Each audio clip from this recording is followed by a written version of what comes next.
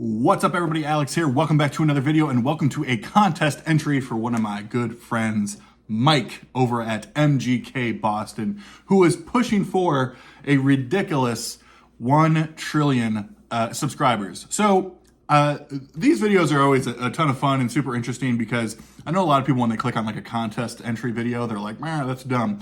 But I obviously have done a lot of contests since I started, and anything I can do to support other people, amazing. And Mike is truly one of my good friends. I could go on and on about Mike.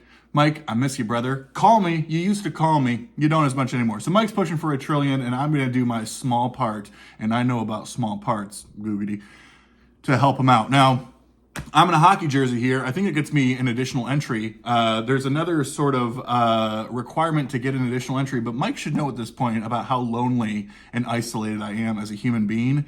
And so it's a little bit unfair, Mike, for you to ask me to do this video with somebody else. But such is life. Okay, so we have, I think, 10 questions, 9 questions, something like that. We're gonna get through the questions. Some are music related, some are not. I'm gonna get through the ones that are not music related first, and then show some records. So, first question is about vacation spots. Favorite place we've ever been, and a place that we've never been that we've always wanted to go to. So my favorite place I've ever been to is Sedona, Arizona. I try to get out there. I try to get out there. I think I've been there 3 times. There's no place like Sedona, man. It is just an incredible place. Red rock country. When you're driving in, you think you're in like a video game or something. It doesn't feel real. So that is my favorite place that I have been to. The place I want to go to, shout out to Mike because he is Canadian. Or from Canada. I don't know if he identifies anymore. Let me straighten that out there. Is Banff National Park up there outside of Calgary. That is my bucket list trip. I want to go to Banff, Lake Louise, all those good things. So that is my pick there. Next is talking about some sports. That's why I'm wearing the hockey jersey. Favorite sports team, favorite athlete. So kind of 2 here. My favorites, current sporting franchise is the St. Louis Blues hockey. Wearing the jersey here. This is a little bit of a throwback to Alex Pietrangelo days when he was the alternate captain. He's since been playing with Vegas for the last however many years now. But my current favorite hockey team, which is really the main sport that I follow right now, is the St. Louis Blues. Big fan of the Blues and all of their mediocrity since they won back in 2019. But my favorite athlete of all time, going back to when I was a child, is Tim Duncan. Yes, the greatest power forward of all time of the San Antonio Spurs. I was obsessed with that man when I was growing up. He was like my Michael Jordan or LeBron or anything else. So, yeah, my favorite of all time, but I haven't really followed much of the NBA since he retired. Gosh, almost 10 years ago now. So, no, not 10 years ago. When did he retire? Yeah, I guess, well, it was like, what, 20? It doesn't matter. A long time ago. So there's that. Let's get into some sassafras here. Name a solo artist that everyone seems to love, but you can't stand. There's not many people I can't stand that everybody else loves. The people I can't stand, it feels like a lot of people can't stand them either. But I was just trying to think of some people who are like super well respected and appreciated. And although I respect and appreciate them, I just don't get it. And when it comes to a solo artist, that person for me is Jack White. I don't know. I think I struggle. His music and his voice kind of like upset me sometimes. Like I feel worse about my day after hearing him. I don't know. Don't really get Jack White. Don't really get the White Stripes. I will say I really like the Raconteurs and I like the Dead Weather. Like I like the projects he's in where he's not like the main guy. I don't know. That feels hard to explain. Like the super groups he's in. Yeah, I don't know. Just not really a Jack White guy. Name a band that everybody seems to love, but you can't stand. Well, this has been a band that some people have thrown out, but I'm going to go with a different route. I'm not a particular fan of the grunge era. I understand why it happened and what it was for and all that type of stuff, but I just think that, I don't know, it was just so dark and dumb and seemingly untalented. Sorry, I said it. So a lot of people have been saying like Nirvana. That was going to be my pick, but a lot of people have been saying that. So I'm going to go with Stone Temple Pilots. And most of that is because of Scott Weiland.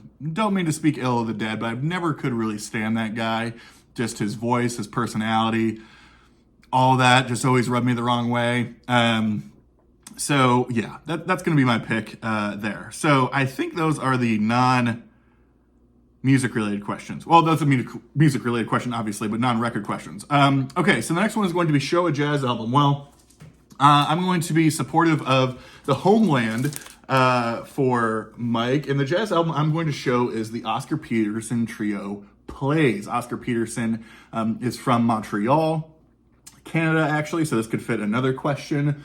What I love about Oscar Peterson Trio records is he is one of the virtuosos of the piano. I mean, if you like jazz trio, piano-based stuff, you will absolutely love Oscar Peterson, but you can find originals like this for $5, $10, $15, even $20 is kind of on the high side. I think I got this for maybe $5. A lot of this 60s era stuff with Ray Brown and Ed Thigpen on there. It's outstanding, amazing jazz trio stuff, and it's super cheap and accessible on Verve, on that Black Verve label. Yeah, just amazing stuff. If you like piano trio jazz records, you'll love Oscar Peterson for sure. So that is my pick for a jazz album. Next is show a country and western album. Well, this is a genre I am not very strong in my collection in, but I do have a singular one Johnny Cash record. This is a comp on Harmony Records, I believe, from 1969. I have no idea what's on here. I don't know. I listened to it. I don't have any problem with Johnny Cash. In fact, I have a great deal of respect and appreciation for him. But this is probably one of the only country and western albums I even have in my collection. So that is why it is going to be in. It's going to be answered here.